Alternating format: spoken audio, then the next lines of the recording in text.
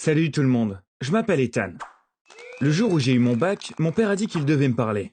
Il m'a dit « Tu as l'intention de continuer à vivre dans cette maison ?» Je lui ai dit que je ne pouvais aller nulle part ailleurs.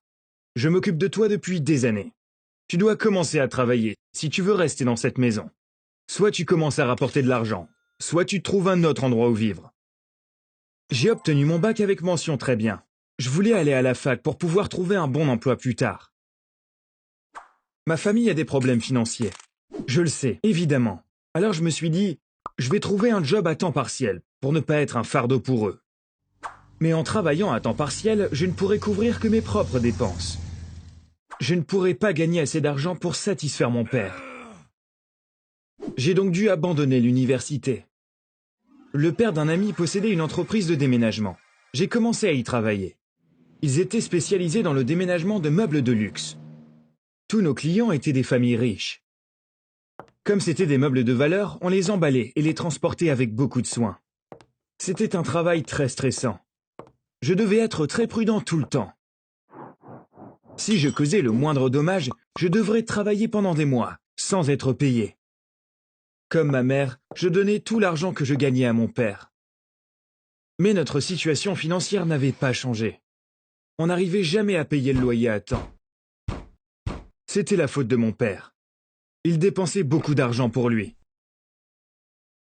Dès que j'ai commencé à travailler, il s'est acheté une meilleure voiture. Ma mère se plaignait depuis des années qu'il gaspillait de l'argent. Mais mon père se mettait en colère. On ne pouvait rien dire parce qu'on avait peur de lui. Un jour, on a aidé un client fortuné à déménager, comme d'habitude. La propriétaire de la maison m'a appelé. On est descendu ensemble à la cave. Elle m'a montré quelques meubles.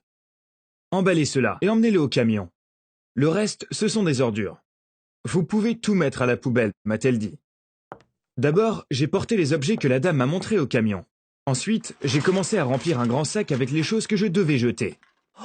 Je suis tombé sur un rouleau de papier. Juste au moment où j'allais le jeter, j'ai déroulé, par curiosité. C'était un dessin au fusain. C'était simple, mais très joli. Je ne pouvais pas le jeter. Je suis allé voir la dame. « C'est très beau. Vous voulez vraiment que je le jette ?» ai-je dit. Elle a regardé le dessin.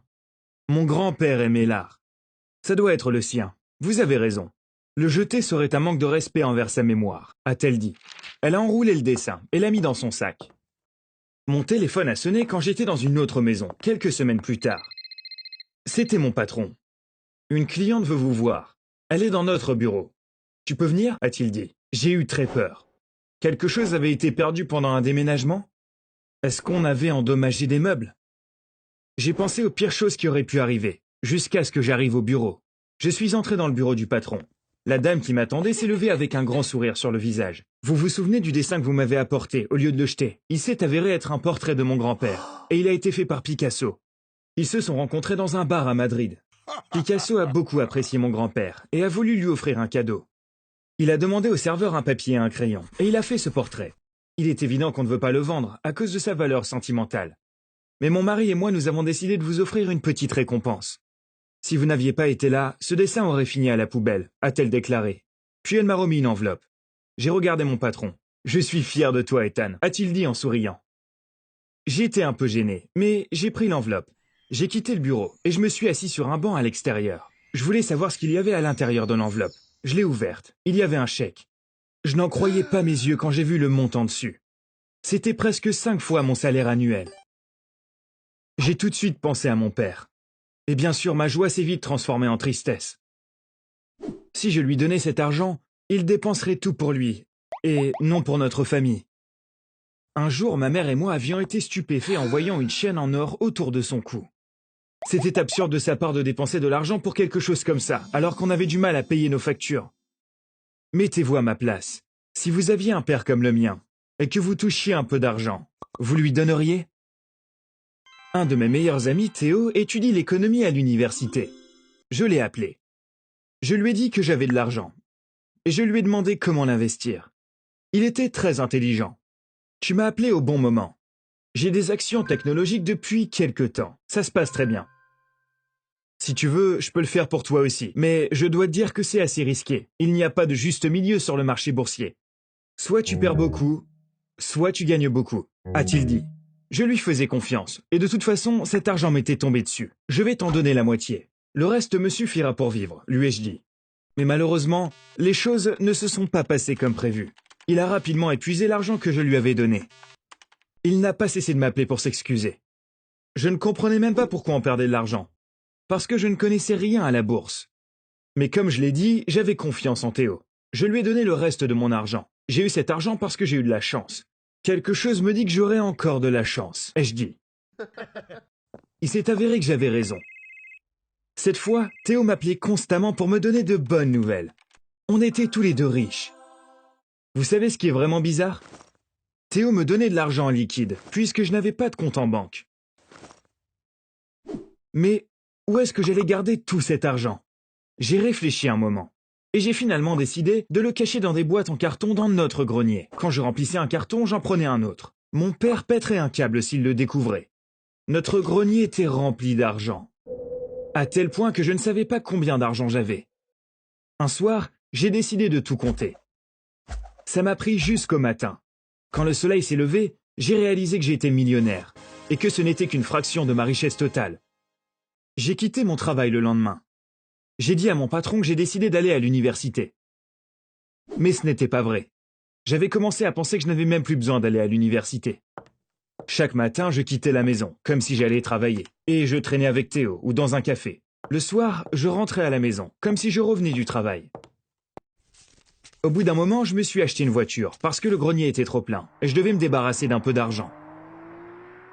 En fait, je n'aime pas vraiment les voitures de sport, mais j'ai choisi une des voitures de sport les plus chères, pour pouvoir faire de la place dans le grenier. Il y avait encore beaucoup de cartons. J'ai acheté une énorme maison pour me débarrasser d'encore plus d'argent et faire de la place dans le grenier. Comme ça, j'avais aussi un endroit où aller pendant la journée. Vous vous demandez peut-être pourquoi je ne suis pas parti. Pourquoi j'ai continué à vivre avec ma famille pendant tout ce temps. Je ne voulais pas laisser ma mère et ma sœur seules avec mon père. J'étais sûr qu'il allait les traiter encore plus mal une fois que je serais parti. Un soir, mon père m'a dit « Appelle ta mère et ta sœur. Je veux vous parler à tous les trois. » Quelques minutes plus tard, on était tous debout devant lui. J'ai quitté mon travail aujourd'hui.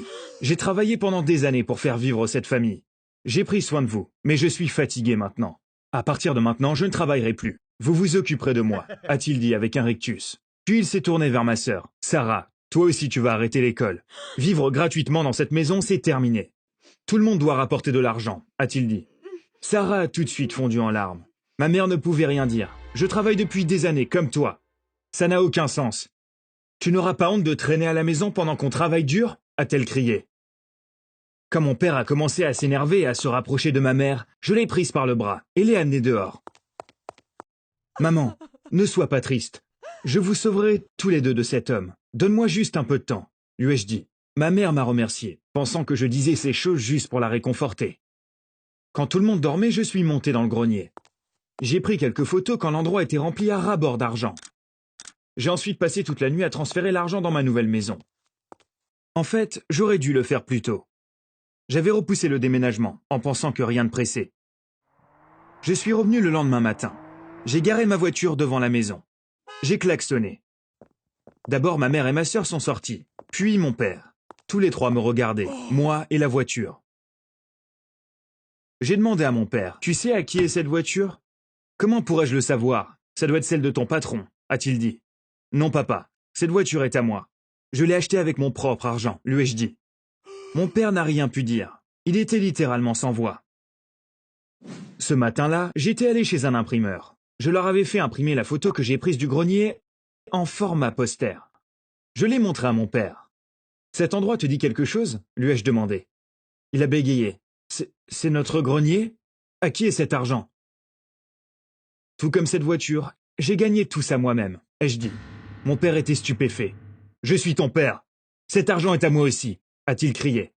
J'ai commencé à rire quand il s'est retourné pour rentrer à la maison. Il pensait que l'argent était encore dans le grenier. Le grenier est vide maintenant.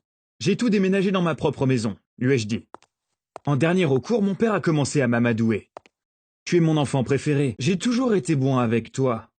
Je suis sûr que tu m'aimes aussi. » Ce genre de choses. Mais on savait tous les deux que rien de tout ça n'était vrai. Ça fait 4 mois que c'est arrivé. En ce moment, je vis avec ma mère et ma sœur. Mon père appelle l'un de nous tous les jours. Bien sûr, personne ne répond. À moi, il envoie « Mon fils chéri, je t'aime tellement. Tu me manques beaucoup. » À ma sœur, il écrit « Ma belle princesse, tu m'as mal compris. Je vais t'envoyer à l'université. » Il ne peut pas nous trouver parce qu'il ne sait pas où on vit. Je suis sûr qu'il est vraiment en colère contre nous, mais qu'il le cache bien. Parce que tout ce à quoi il pense, c'est à l'argent qu'il a vu sur cette photo. Il est tellement naïf de penser qu'il pourrait m'avoir avec ses fausses paroles d'amour. Je suis si heureux de l'avoir laissé sans un sou, et d'être parti dans cette maison, après tout ce qu'il nous a fait. Je pense qu'il le mérite bien.